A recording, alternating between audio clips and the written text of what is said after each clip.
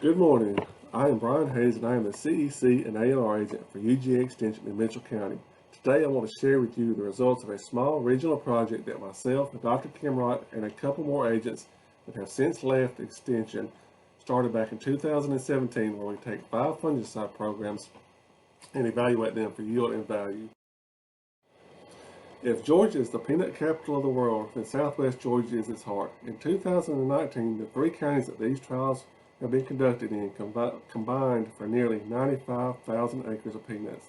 These 3 counties are always in the top 5 in the Georgia farm gate value for peanuts and combined for a whopping $79 million economic impact.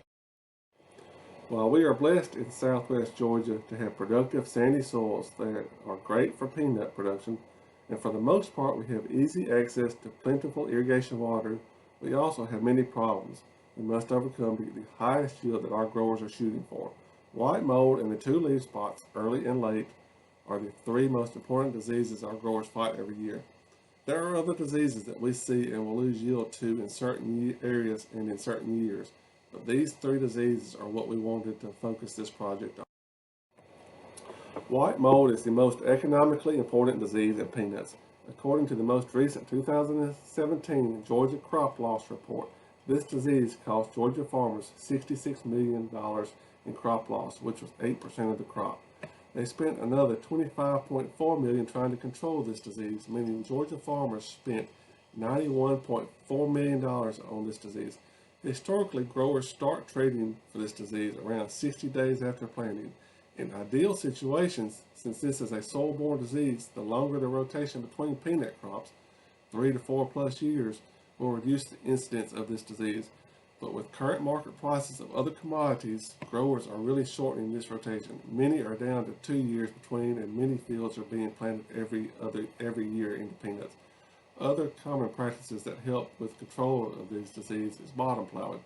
But every year we have more growers stopping this management practice because it is very time consuming and expensive to perform. So as growers are reducing 2 of the practices that will help reduce the disease incidence of white mold, they are becoming more reliant on fungicide programs to control white mold. Leaf spots. I'm going to lump both early and late leaf spots into one category here, even though it is 2 different pathogens. Typically, growers start spray programs for this disease around 30 days after planting and stay on a 2-week schedule for the rest of the year. This adds up to 7, sometimes even 8 sprays a season. Some of the newer products have reduced this number, and I will show that data in a minute. While this disease typically does not cost growers as much as white mold, in 2017 Georgia farmers spent $40.3 million to control this disease, and they still lost $12.4 million, making these 2 diseases a $52.7 million problem for Georgia peanut growers. Like white mold, the fungal pathogen that causes leaf spots survives between peanut crops on peanut debris. Unfortunately, the way we grow peanuts in today's economy with short rotations and heavily irrigated for maximum yield make a perfect environment for these 2 diseases. Some varieties are naturally more susceptible to leaf spot than others. This is evident by the scores that are assigned these varieties in the Peanut RX guide that is published every year. And on top of all this, we are starting to see concerns about resistance to the triazoles and strobilurine classes of chemistry by these 2 pathogens.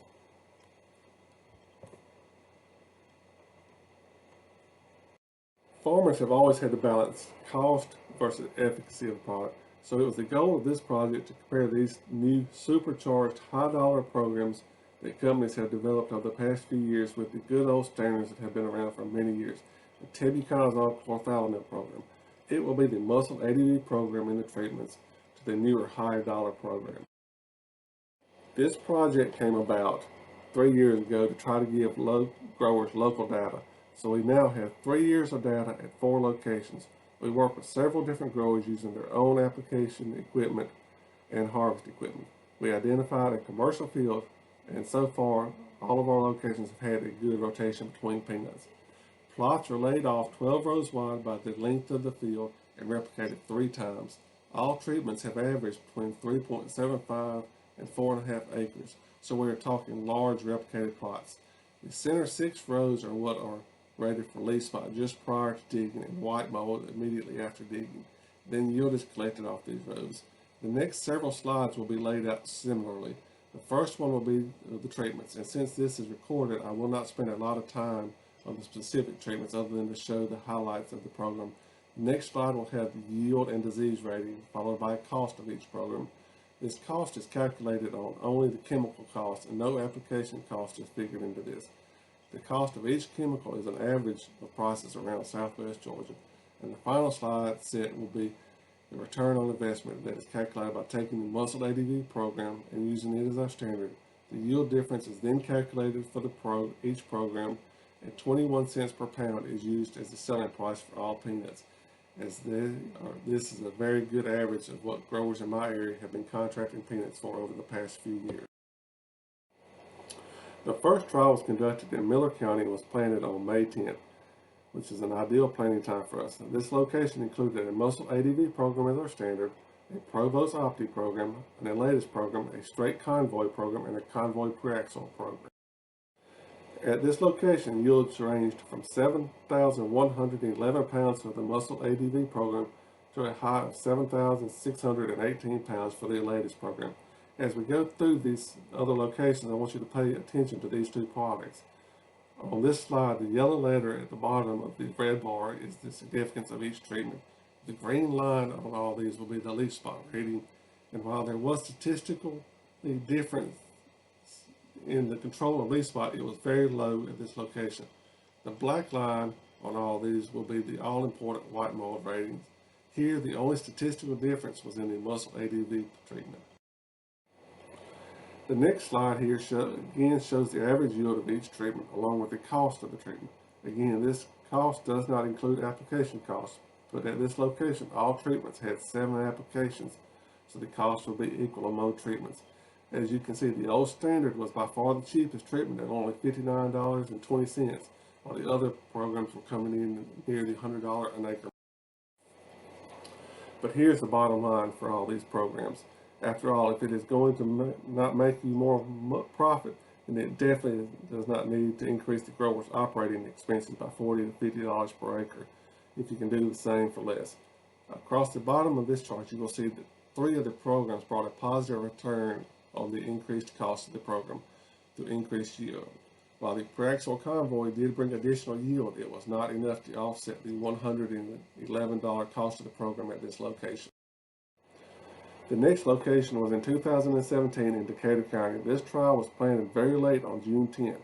This was the original goal to have 2 locations each year, one planted early, normal, and one planted late. But this was the only year we were able to do this. At this location, the grower actually crack sprayed the peanuts about the time we wanted to start our treatment, so we felt it was best to wait a few days to let the peanuts recover from this. Then it set in raining for a few days and we were unable to get back into the field until it approached the 45-day treatment timing. So we skipped the first application here and only have 6 application timings for all treatments. Again, we have a muscle ADV treatment as our standard, a Provost Opti with convoy treatment, a preaxial convoy treatment, and a Elatus and a Fontellus treatment. Here we were not able to rate for white mold hits because of a timing issue, but did see more incidents of leaf spot at this location than in Miller County. There was some statistical difference in leaf spot with the muscle ADV and Provost Opti having the more leaf spot than the other 3 treatments. Yields here range from 6,008 pounds with the Elatus, closely followed by the preaxial convoy treatment at 5,986 pounds, which for the middle of June planting dates are very respectable yields, to a low of 5,220 pounds to the muscle ADV treatment.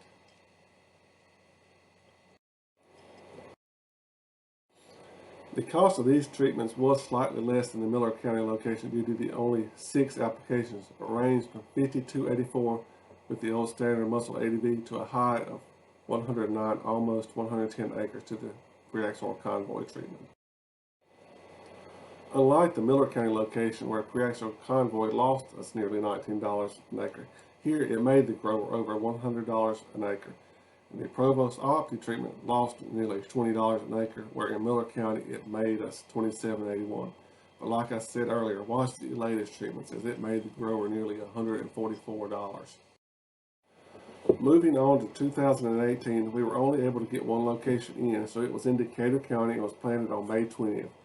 Here we included a mussel ADV treatment as our standard, along with a provost platinum treatment, because I wanted to see what the effect of nematodes were having on this field, along with a Fontellus treatment. These 3 programs had 6 applications associated with them. The other 2 programs were Elatus mirabilis programs, one being the 3 Elatus applications and the other 2 Elatus, both only having 5 applications for the entire year. This location has been our highest yielding trial, with the 3-shot Elatus program averaging 7,931 pounds per acre, closely followed by the 2-shot Elatus program at 7,787 pounds. Even our old standard of mussel ADV yielded a tremendous 6,952 pounds. That's just under 3.5 tons per acre. One interesting trend that is starting to develop in these trials is the relationship between white mold and yield. The lower the white mold hits, the higher the yield. This is very evident at this location.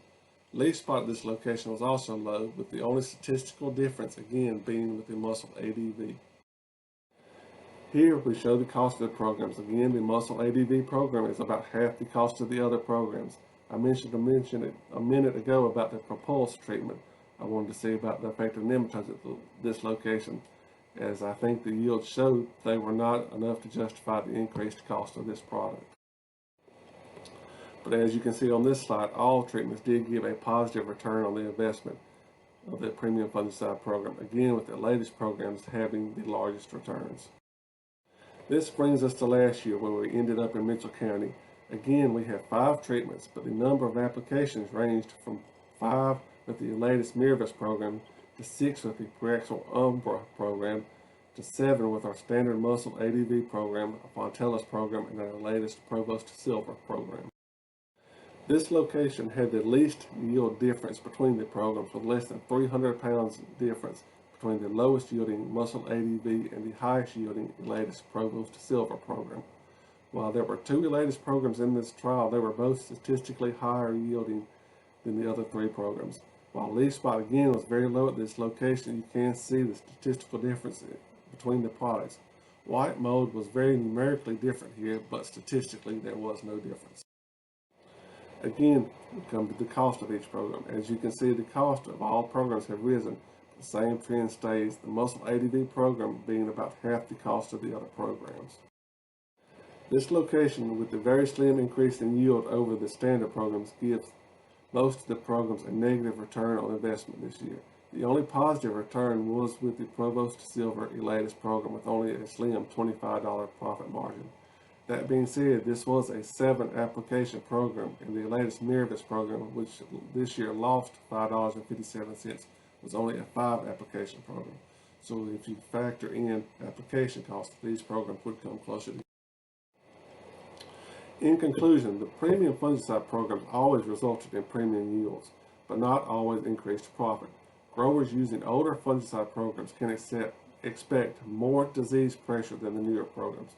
Most of the treatments that contain Elatus resulted in higher return on investments than other fungicides. But no matter what the program a grower chooses, timeliness and accuracy of product, not just the accuracy of the fungicide, but the accuracy of the fungicide to the plant, but the accuracy of the rate is critical to the success of the program and the resulting positive return on investment.